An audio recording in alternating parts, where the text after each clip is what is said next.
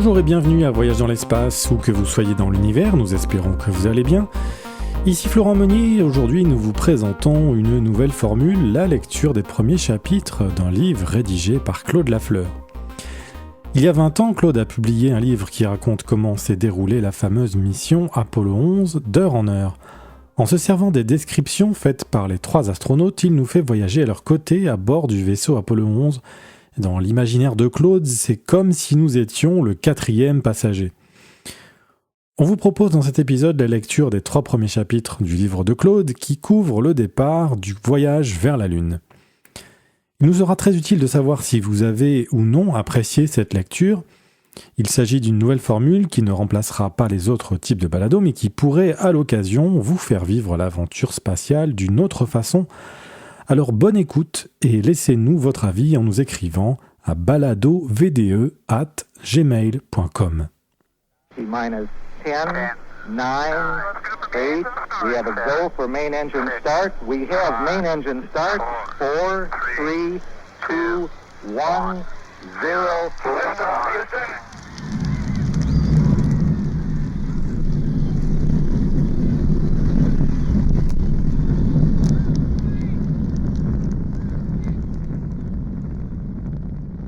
La grande aventure d'Apollo 11. Récit rédigé par Claude Lafleur et publié à Montréal en juin 2004. Introduction. L'aventure racontée par les astronautes eux-mêmes. Juillet 1969. Le monde entier ne vibre qu'au rythme d'un événement. L'homme s'apprête à débarquer sur la Lune. Après y avoir rêvé durant des siècles, voici qu'on est sur le point de découvrir enfin ce que c'est d'être sur la Lune. La mission Apollo 11 suscite même tant d'intérêt que le nombre de décès aux États-Unis diminue durant ce mois pour reprendre ensuite son cours normal. Conséquemment, aucun événement n'est plus regardé à la télévision que le petit pas de Neil Armstrong au soir du 20 juillet.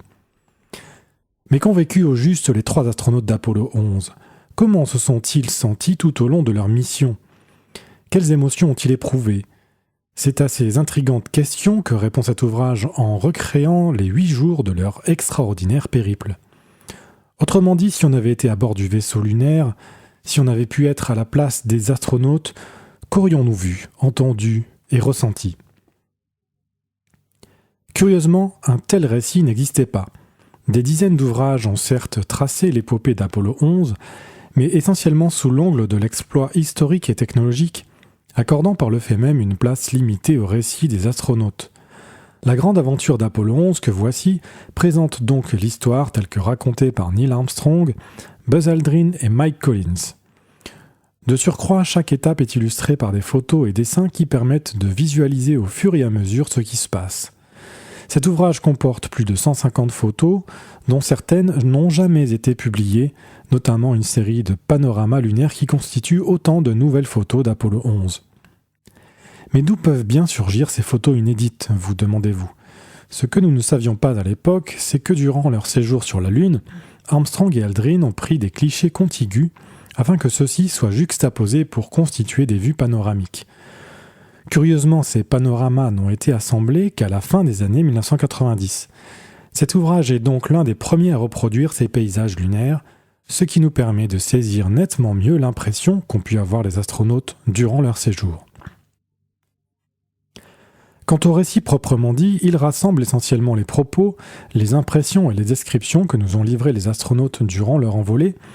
Ces citations proviennent principalement de la retranscription des conversations durant l'envolée, des commentaires livrés par les astronautes durant les longues séances de débriefing technique suivant leur retour sur Terre, des récits biographiques et des entrevues qu'ils ont accordées, etc. Voir la liste des documents consultés à la fin de l'ouvrage. Notez que nous avons au besoin retouché ces citations afin de privilégier la clarté du récit, omettant notamment une partie du jargon technique et reformatant quelque peu les citations orales. L'important est avant tout de saisir ce que les astronautes ont perçu et ressenti, le but premier de cet ouvrage étant de vous faire vivre le premier débarquement lunaire, comme si vous aviez été aux côtés des astronautes. Pour comprendre à quel point la mission Apollo 11 a soulevé de l'intérêt à l'échelle de la planète au cours de l'été 1969, il importe de rappeler qu'elle a constitué l'apothéose d'une formidable course à l'espace, amorcée 8 années plus tôt par le président Kennedy. À l'époque, 1961, les Américains se sentaient à la fois humiliés et menacés par plusieurs prodiges technologiques réalisés par l'Union soviétique, dont la mise en orbite du premier satellite, Sputnik, en octobre 1957, et du premier homme, Yuri Gagarin, en avril 1961.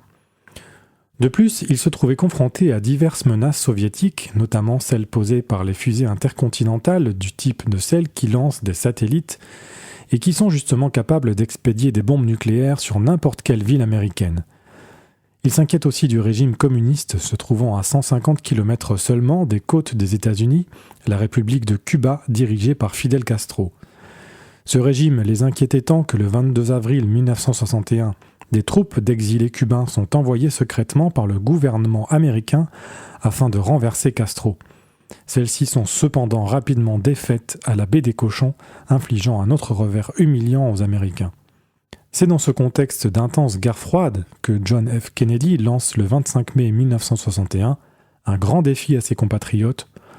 Je crois que notre nation doit s'engager à accomplir l'objectif, d'ici la fin de la décennie, de faire atterrir un homme sur la Lune et de le ramener sain et sauf sur Terre. I believe that this nation should commit itself to achieving the goal before this decade is out of landing a man on the moon and returning him safely to the Earth. No single space project in this period will be more impressive to mankind or more important for the long-range exploration of space, and none will be so difficult or expensive to accomplish. Le président estime qu'aucune autre réalisation ne sera plus difficile et onéreuse à accomplir, mais que du coup, elle sera plus impressionnante pour l'humanité et plus importante pour l'avenir de l'exploration spatiale. En fait, dit-il de façon presque prémonitoire, ce ne sera pas un homme qui ira sur la Lune, mais bien toute l'humanité avec lui. Au moment d'entreprendre la course à la Lune, les responsables de la NASA identifient que plus de 10 000 tâches individuelles devront être réalisées avant qu'un homme ne parvienne à y poser le pied. C'est dire que durant 8 années, le monde entier suivra une à une les étapes qui conduiront jusqu'au 16 juillet 1969, soit au matin du grand départ vers la Lune. Tout le monde est alors conscient que la partie n'est pas gagnée et qu'il est loin d'être assuré que les 3 valeureux astronautes reviendront de leur mission. C'est donc dans ces circonstances que s'amorce, en ce mercredi matin de juillet 1969, notre aventure vers la Lune. La confection de cet ouvrage a été rendue possible grâce au travail acharné et anonyme du personnel de la NASA ainsi qu'au labeur de quelques passionnés de l'exploration spatiale.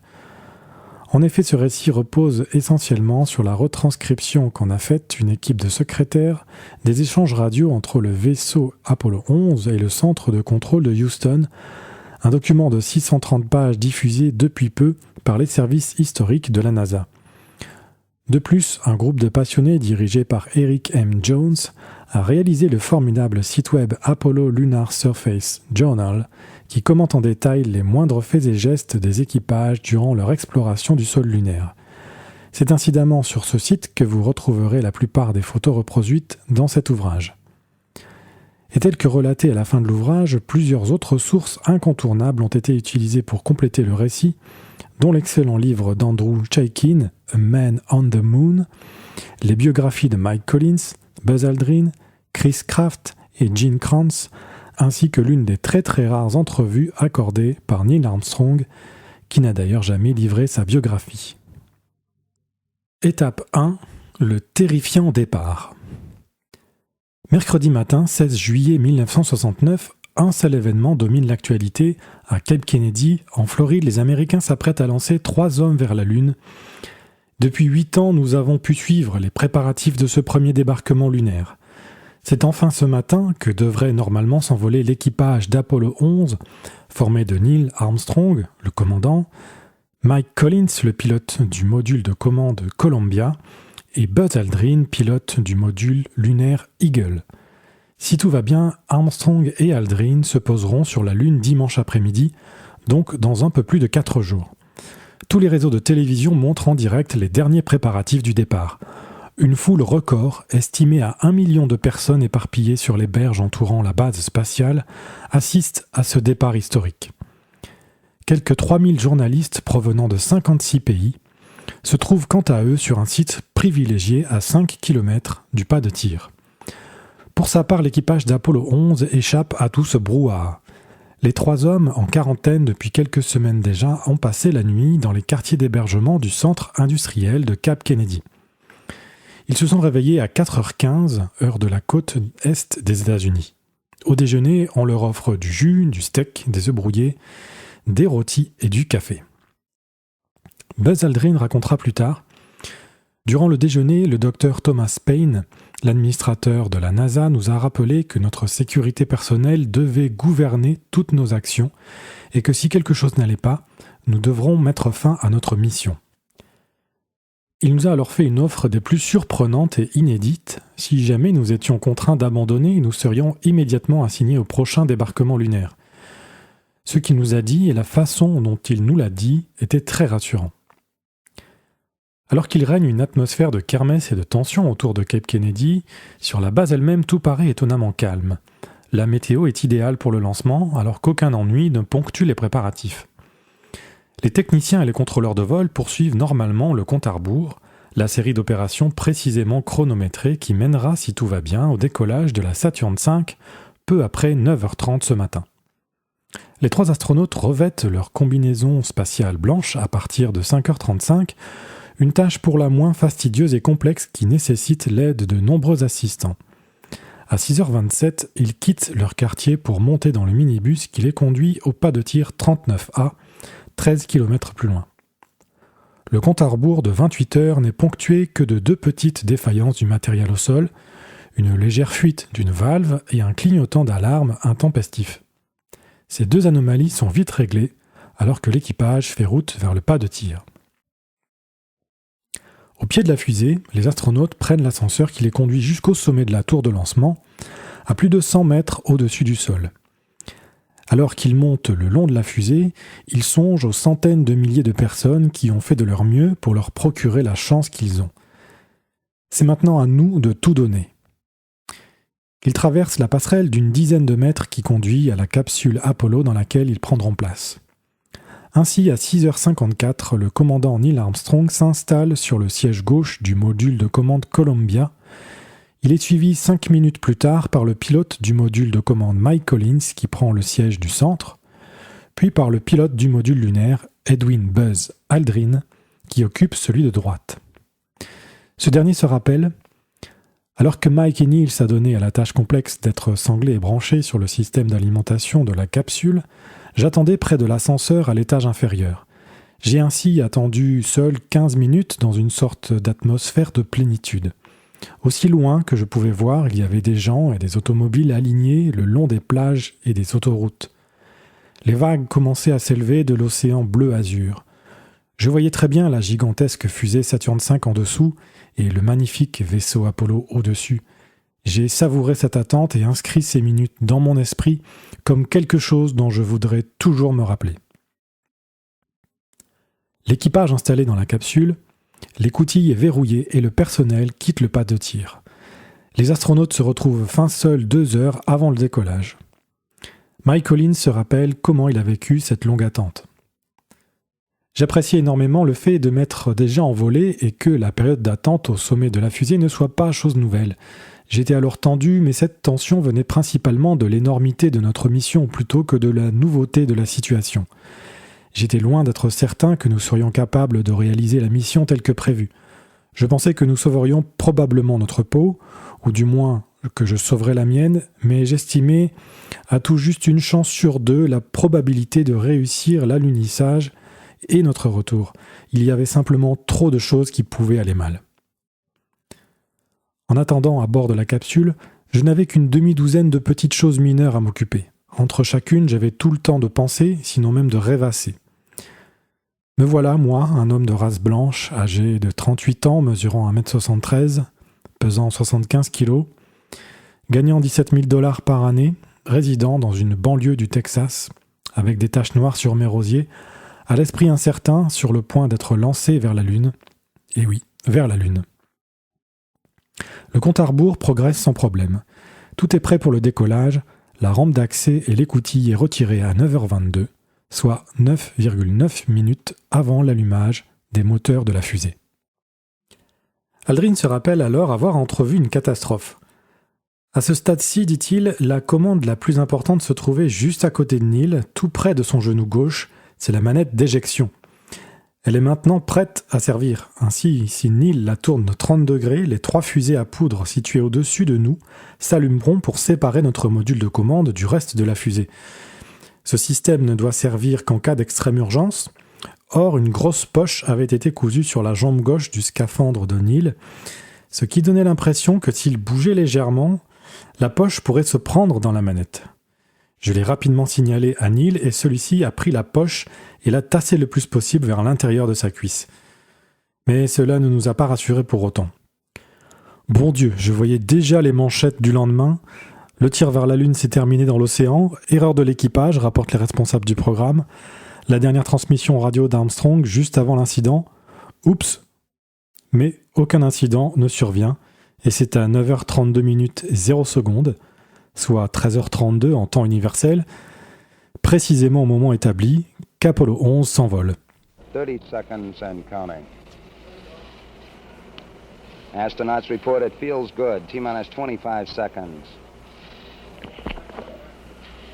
20 seconds and counting. T-minus 15 seconds. Guidance is internal. 12, 11, 10, 9. Ignition sequence starts. 6, 5, 4, 3, 2, 1, 0. All engine running. Liftoff. We have a liftoff. 32 minutes past the hour. Liftoff on Apollo 11. Roger, we got a roll program. Tower cleared. Roger, roll.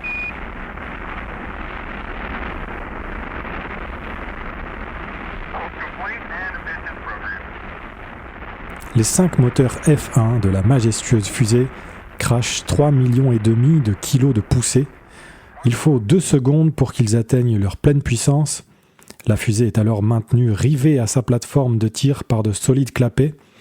Les 5 moteurs consomment avant même que la fusée ne s'élève plus de 38 tonnes de combustible. Au début, la Saturn V s'élève terriblement lentement, la fulgurante poussée de ses moteurs parvenant tout juste à soulever les 3 millions de kilogrammes du véhicule. Le décollage a lieu dans des conditions météorologiques idéales sous des vents de 10 nœuds, alors que le mercure frôle les 30 degrés Celsius et que le couvert nuageux est à 5 km d'altitude. Les contrôleurs de Cape Kennedy souhaitent simplement à l'équipage « Bonne chance et que Dieu vous propulse ». Le commandant Armstrong répond laconiquement « Merci beaucoup, nous savons que nous ferons un bon voyage ». Sur le coup, pour le million de spectateurs présents, la fusée semble s'élever en silence, crachant une vive flamme jaune-orange, comme si un second soleil se levait dans le ciel floridien. Toutefois, au moment où elle franchit le sommet de la tour de lancement, à plus de 100 mètres, un formidable mur de son les frappe. Une vague infernale de vibrations secoue alors toute la région, ébranlant les tribunes et la terre elle-même, accompagnée par des claquements secs semblables à une pétarade d'armes à feu. Vu du sol, le lancement est véritablement terrifiant. Étonnamment, rien de tel pour les 3 hommes au sommet du déferlement. Sanglés sur leur couchette, ils ne sentent au début presque aucun mouvement. Puis graduellement, ils perçoivent une inexorable ascension et ce qu'ils entendent s'assimile au grondement lointain d'un express. Les chiffres indiquant l'altitude et la vitesse se succèdent sur l'afficheur de bord. Altitude 6 km, vitesse 2000 km/h. Altitude 20 km, vitesse plus de 4300 km/h. Le cœur d'Armstrong bat à 110 pulsations par minute, celui de Collins à 99 et celui d'Aldrin à 88. Niveau satisfaisant puisque inférieur à ceux de leur précédent lancement. Aldrin commentera plus tard « Pour les milliers de gens qui regardaient le long des plages de la Floride et pour les millions qui l'ont vu à la télé, notre décollage était assourdissant, mais pour nous, il n'y a eu qu'une légère augmentation du bruit de fond, pas très différente de ce qu'on entend au moment du décollage d'un avion de ligne. Et en moins d'1 minute, nous volions déjà plus vite que la vitesse du son, donc en silence. » Pour sa part, Mike Collins se rappelle J'ai trouvé ce vol fort brutal, surtout pendant les 15 premières secondes. Je ne dirais pas que les moteurs étaient brutaux, ni que c'était très bruyant, mais c'était très agité. Oui, c'est le mot qui convient. On était très secoués et j'étais heureux lorsqu'on nous a annoncé « tour dégagé ». C'était rassurant de savoir qu'il n'y avait plus rien autour de nous alors que la Saturne passait par tous ses sursauts et ses hoquets. Ça s'est d'ailleurs calmé au bout d'une quinzaine de secondes. L'équipage ressent surtout les effets de l'accélération qui, 2 minutes et demie après le départ, atteint l'équivalent de 4G et demi, soit 4 fois et demi la force de gravité terrestre.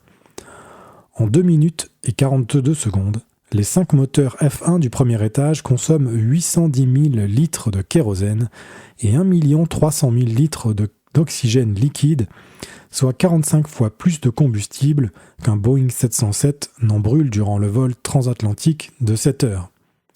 Alors que le vaisseau atteint 68 km d'altitude et file à 10 200 km/h, l'étage est largué. Le centre de contrôle de Houston assure désormais la suite des opérations. Ici Houston, vous êtes bon pour la mise à feu du 2e étage. Pareil pour séparation, mise à feu. La poussée est bonne pour tous les moteurs, tous semblent satisfaisants. Séparation affectée, et la tour aussi. Armstrong confirme de la sorte la séparation du premier étage ainsi que celle de la tour d'éjection en cas d'urgence. Au sol, la météo permet une excellente visibilité et les spectateurs peuvent suivre sans difficulté l'envolée de la fusée. Ils voient ainsi s'allumer les 5 moteurs du 2e étage, puis le premier étage tomber vers l'Atlantique telle une énorme boîte de conserve en feu. À 9 minutes et 8 secondes débute la seconde séquence d'opération, les moteurs du 2e étage sont coupés. Devenu un poids mort de 35 tonnes, l'étage est séparé et comme le premier retombe dans l'Atlantique. L'unique moteur J2 du 3e étage prend la relève.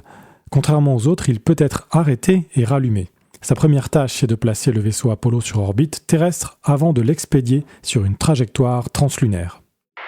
Ici Houston, arrêt prévu à 11 minutes 42 secondes. Moteur coupé. Juste au moment prévu.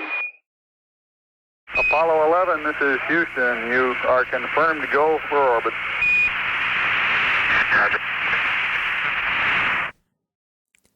Aldrin commente. Après 11 minutes intenses, nous étions en orbite terrestre. La Terre ne paraissait pas très différente de ce que je me rappelais à la suite de mon premier vol. Pourtant, je ne pouvais m'empêcher de la regarder. Depuis l'espace, tout paraît si tranquille. Intellectuellement, nous savons qu'il y a présentement en dessous de nous des guerres. Mais émotionnellement, il est impossible de comprendre de telles choses. L'idée m'est revenue que les guerres sont généralement menées pour des questions de territoire ou de disputes de frontières, mais depuis l'espace, ces frontières arbitraires sont invisibles.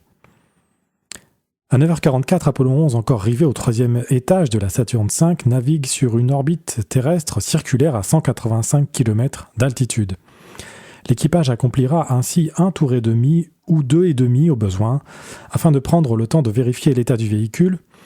Ensuite seulement, il prendra la direction de la Lune, étant assuré que tout est parfaitement en ordre. Et si quelque chose clochait, les responsables du vol prendraient le temps de décider de poursuivre ou non la mission, alors qu'il est encore facile de revenir sur Terre. Étape 2. Go vers la Lune. Le départ vers la Lune, ou dans le jargon de la NASA, le TLI pour Trans-Lunar Injection, est une manœuvre fort délicate. Le 3e étage de la Saturne V doit expédier Apollo 11 sur une trajectoire précise qui lui fera parcourir durant 2 jours et demi 385 000 km sans consommer une seule goutte de combustible.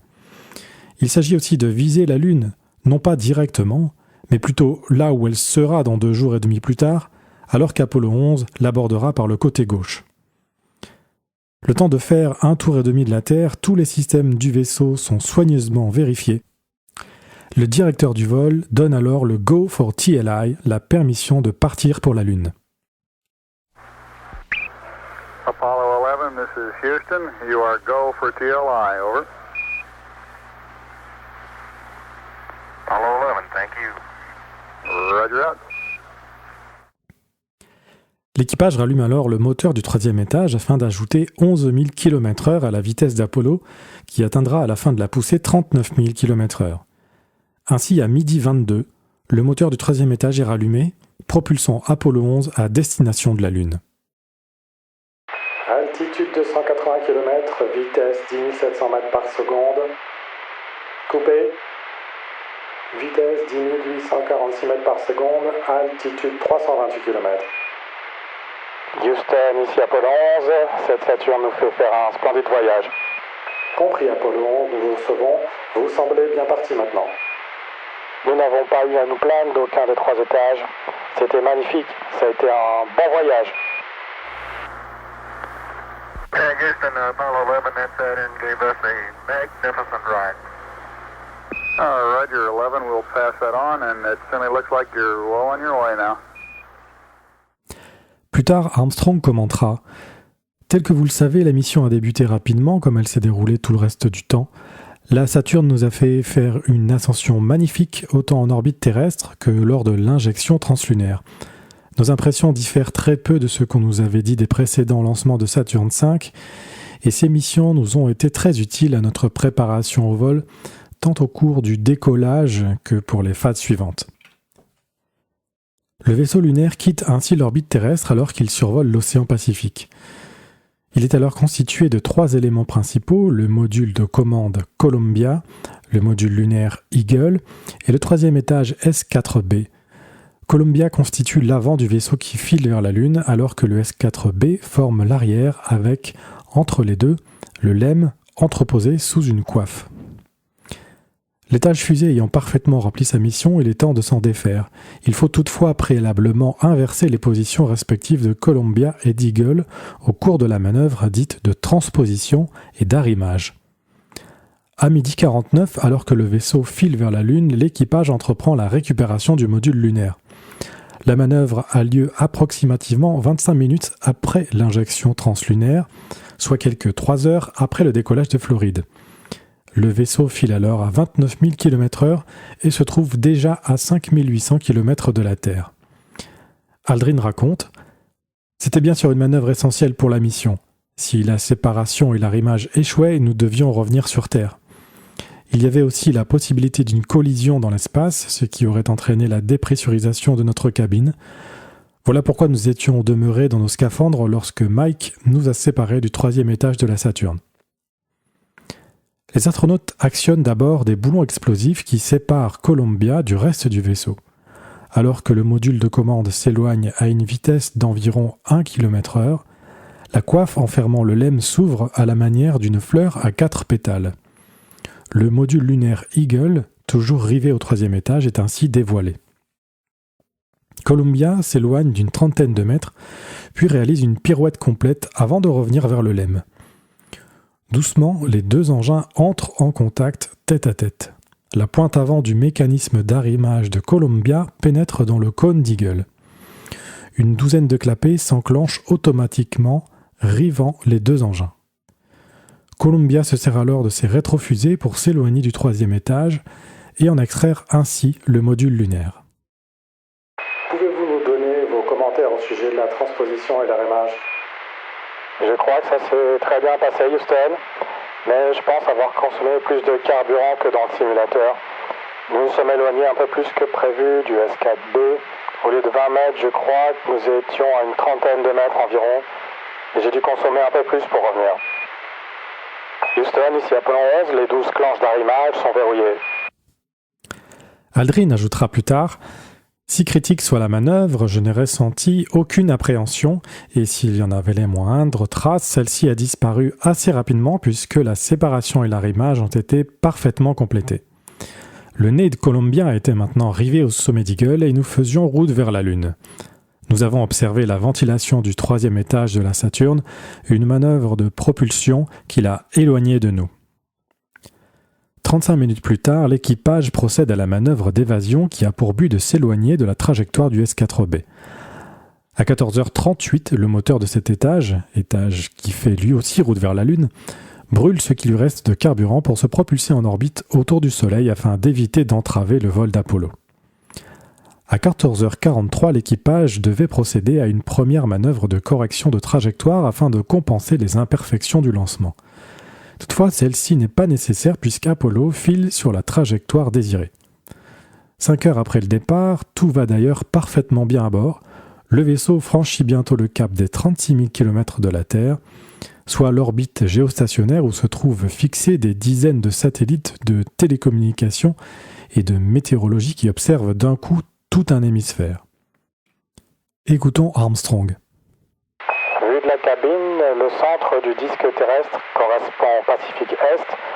Nous n'avons pas réussi à apercevoir l'archipel des îles Hawaï, mais nous voyons clairement la côte ouest des États-Unis, la vallée San Joaquin, la Sierra Nevada, la Basse-Californie et la côte pacifique du Mexique jusqu'à Acapulco, ainsi que la péninsule du Yucatan. Puis on aperçoit au-delà de l'Amérique centrale le début de l'Amérique du Sud, Venezuela et la Colombie. 11 Houston, the definition is pretty good on our monitor here. The color's not too varsity, at least on this set. Could you describe what you're looking at, over? Roger, you're seeing Earth as we see it at our left-hand window. It's a little more than a half Earth. We're looking at the eastern Pacific Ocean. In the north half of the top half of the screen, we can see North America, Alaska, United States, Canada, Mexico, and Central America. Les trois hommes procèdent ensuite aux menus travaux de vérification et d'entretien. Ils mettent également leur vaisseau en mode barbecue, c'est-à-dire qu'ils le font tourner sur son axe longitudinal, à la manière d'un poulet rôtissant sur une broche, au rythme de 3 rotations par heure, et ceci a pour fonction de répartir la température extérieure. Si le vaisseau demeurait immobile, les rayons du soleil surchaufferaient l'une de ses faces alors que l'autre gèlerait, ce qui créerait un déséquilibre thermique. À 20h52, le centre de contrôle de Houston souhaite bonne nuit à l'équipage qui entame, après 16 heures d'action, sa première période de repos de 8 heures. Poursuivant naturellement sa course vers la Lune, Apollo 11 demeure néanmoins sous l'influence de la gravité terrestre. Celle-ci a pour effet de ralentir progressivement la vitesse. Ainsi, vers 23 heures, elle n'est plus que de 8000 km/h alors qu'Apollo se trouve à 120 000 km de la Terre. Étape 3, sur la route translunaire.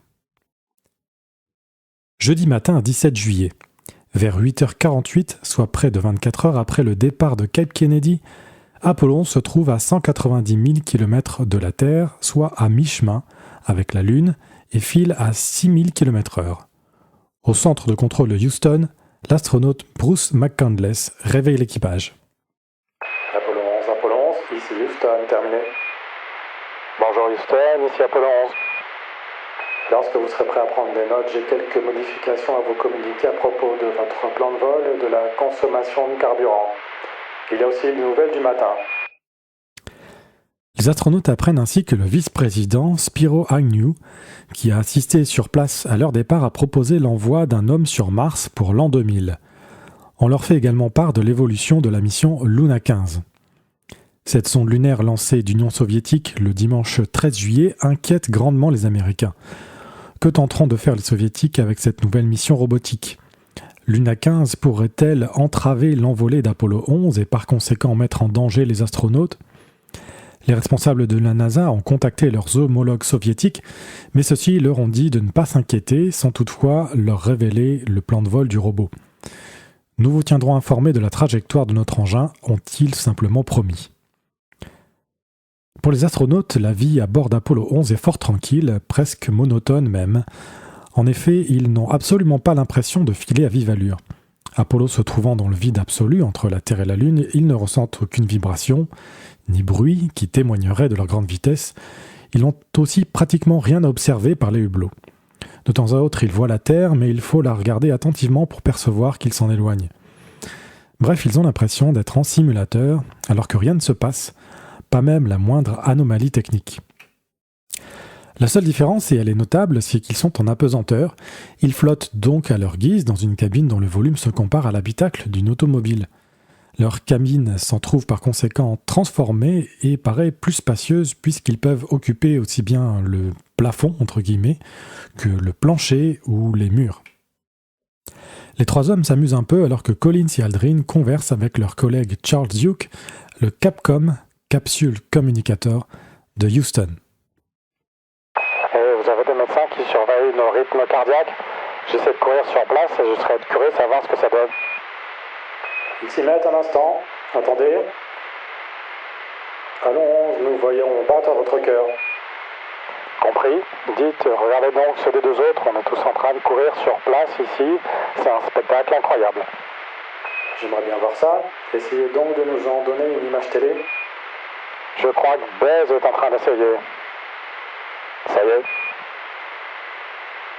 Bien, il la reçoit à Goldstone.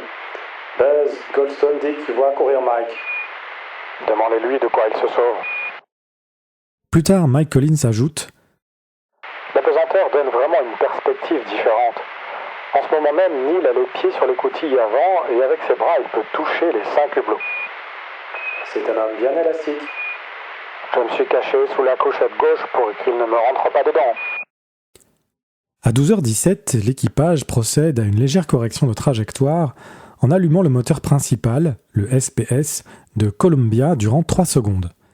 Cette manœuvre affine non seulement la trajectoire du vaisseau, mais vérifie du coup le fonctionnement du moteur qui permettra de placer Apollo en orbite lunaire, puis de l'en arracher pour le retour vers la Terre.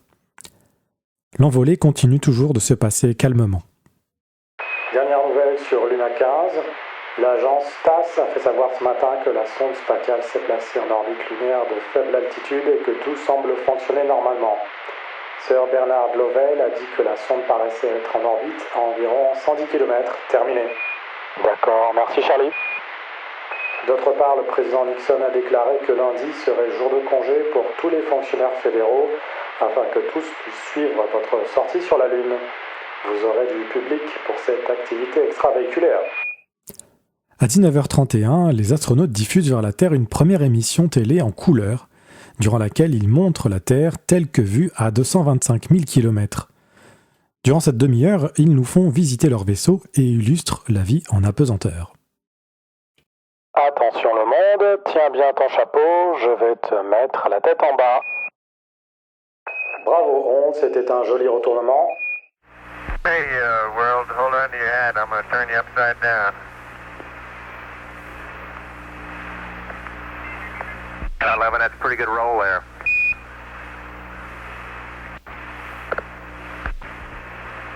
That's pretty sloppy, Charlie. Let me try that one again.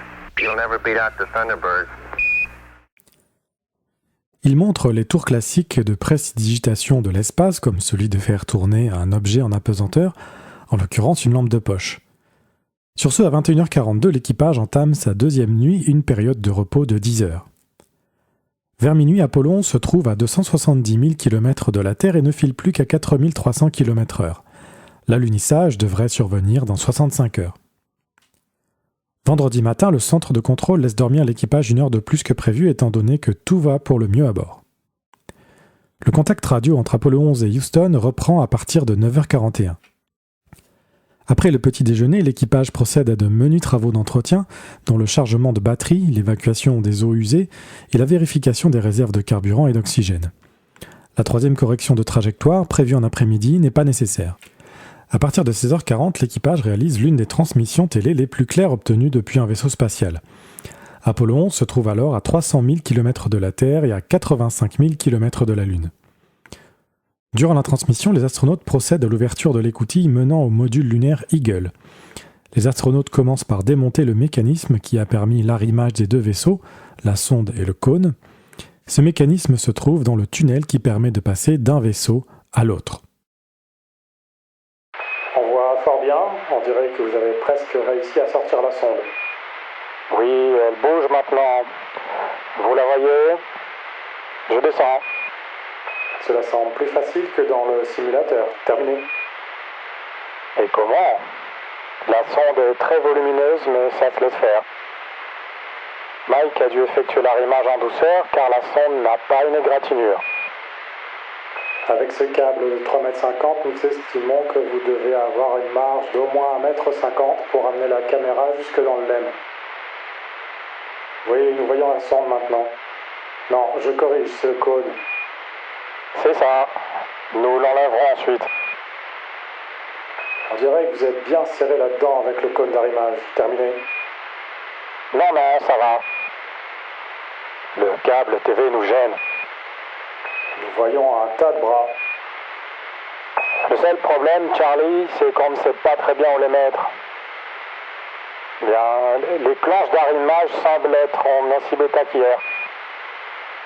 11 ici Houston, nous voyons même les instructions écrites sur l'écoutille du LEM. Bien, je vais monter la caméra pour voir ce que vous arrivez à lire.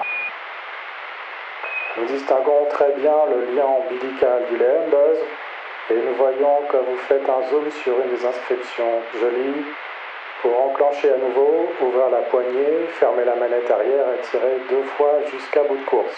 C'est tout ce que nous arrivons à voir. Je vous donne 10 sur 10. Merci beaucoup, monsieur. Ça prouve au moins que ma vue est bonne. Je me trouve à moins de 2 mètres de l'inscription, Charlie, et je la lis moins bien que vous. Il doit y avoir quelque chose qui ne tourne pas rond quelque part. Buzz, la vue au niveau de votre épaule gauche est si bonne que nous voyons le dessus du moteur de montée.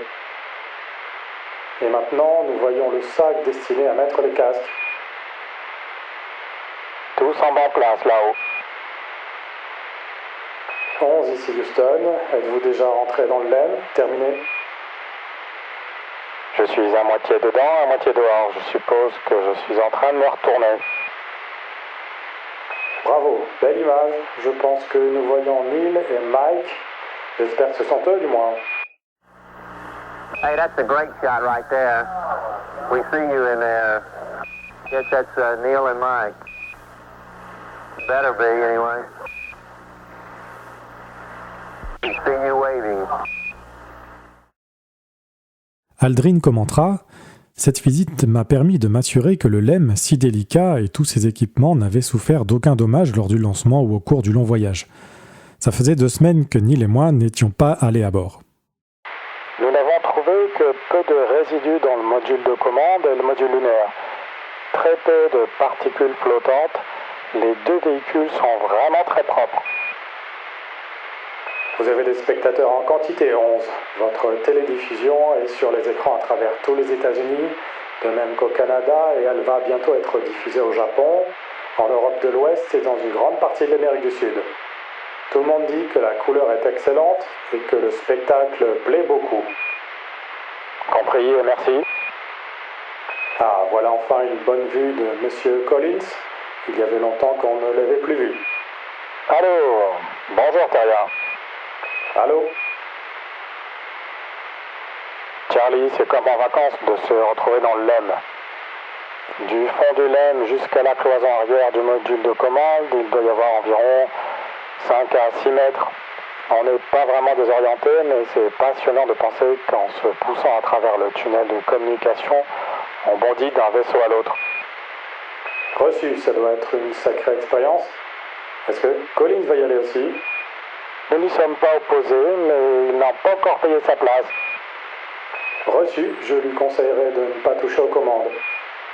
Si seulement je pouvais en échange les empêcher de toucher à mon ordinateur de bord, ce serait un bon marché. Pendant 1h36 de diffusion, le vaisseau spatial parcourt plus de 4000 km. Appelons ici Houston, nous nous demandons qui joue de la trompette. Répétez, Houston. Nous venons d'entendre de la musique. On essaie de vous divertir un peu. C'était très bon, vous pouvez continuer, 11. D'accord. L'équipage entame sa 3e nuit de repos vers 22h, après 60 heures de vol. Le vaisseau lunaire se trouve à 323 000 km de la Terre, mais ne file plus qu'à 3200 km/h. Vers 23h12, il entre dans la sphère d'influence de la Lune, à 62 640 km d'elle. À partir de là, Apollo chute vers l'astre et sa vitesse commence à croître. Ainsi, elle atteint bientôt 4100 km/h.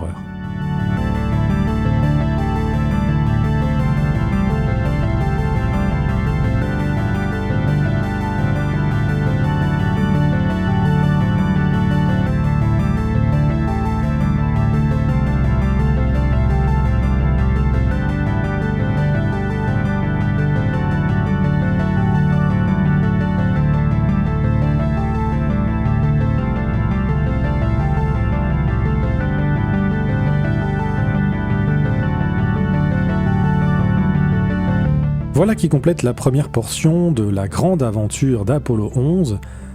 Avez-vous aimé cette lecture ? Si vous désirez entendre la suite qui racontera l'arrivée autour de la Lune et l'alunissage proprement dit, faites-le nous savoir en nous écrivant à baladovde@gmail.com. Pour celles et ceux qui seraient intéressés à se procurer l'ouvrage de Claude et de voir les 150 photos qui accompagnent son récit, vous pouvez vous le procurer uniquement en format électronique sur le site d'Amazon. Recherchez Claude Lafleur, la grande aventure d'Apollo 11.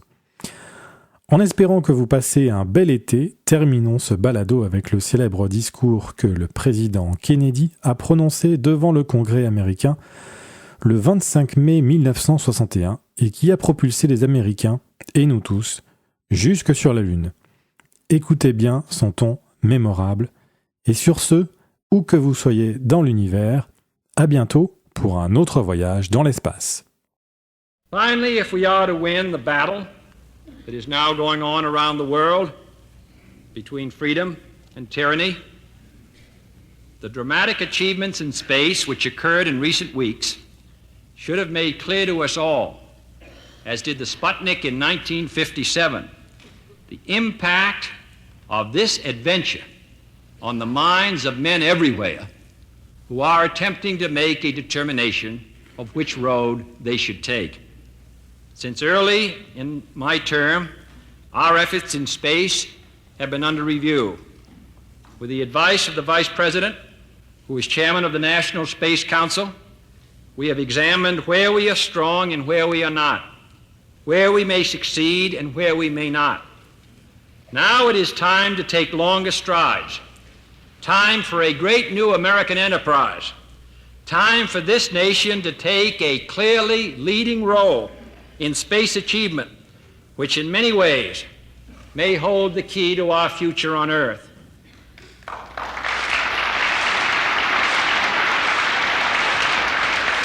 I believe we possess all the resources and talents necessary, but the facts of the matter are that we have never made the national decisions or marshaled the national resources required for such leadership. We have never specified long-range goals on an urgent time schedule or managed our resources and our time so as to ensure their fulfillment. Recognizing the head start obtained by the Soviets with their large rocket engines, which gives them many months of lead time, and recognizing the likelihood that they will exploit this lead for some time to come in still more impressive successes, we nevertheless are required to make new efforts on our own. For while we cannot guarantee that we shall one day be first, we can guarantee that any failure to make this effort will make us last.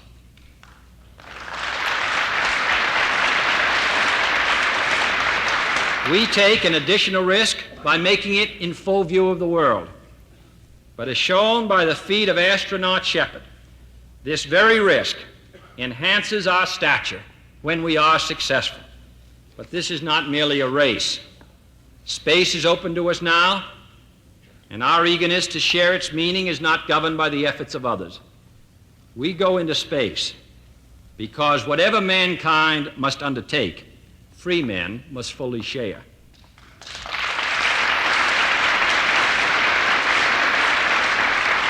I therefore ask the Congress, above and beyond the increases I have earlier requested for space activities, to provide the funds which are needed to meet the following national goals. First, I believe that this nation should commit itself to achieving the goal, before this decade is out, of landing a man on the moon and returning him safely to the Earth. No single space project in this period will be more impressive to mankind or more important for the long-range exploration of space, and none will be so difficult or expensive to accomplish. We propose to accelerate the development of the appropriate lunar spacecraft. We propose to develop alternate liquid and solid fuel boosters, much larger than any now being developed, until certain which is superior. We propose additional funds for other engine development and for unmanned exploration, explorations which are particularly important for one purpose which this nation will never overlook, the survival of the man who first makes this daring flight. But in a very real sense, it will not be one man going to the moon. If we make this judgment affirmatively, it will be an entire nation. For all of us must work to put him there.